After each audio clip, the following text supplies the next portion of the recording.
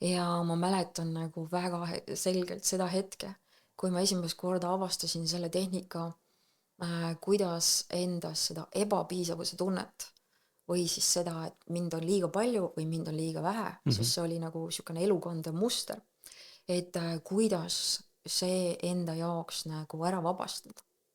Ja ma olin siis ühes sellises palkmajas kuskil täiesti remote kohas Sõrves äärel ja, ja ma tundsin, et nüüd ma tegelen sellega Mhm. ja mul tulid need meetodid, kuidas sellega tegeleda. Ja ma tegelesin sellega tund aega, et ma vabastasin enda seest seda tunnet, mis oli minu sisse betoneeritud. Mul olid silmad kinni ja ma nägin, kuidas kogu mu keha on nagu täis valatud seda betooni. Sa oled ebapiisav või sind on liiga palju. Et kogu aeg kas timmime sind või tahame sinust rohkem, kui sa Mhm. suudad anda.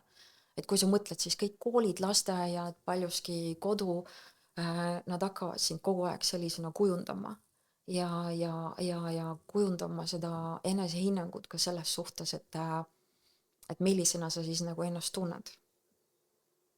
Ja mina hästi paljuski ennast siis nagu ka sellisena tundsin ja ma tundsin, et ma enam ei suuda.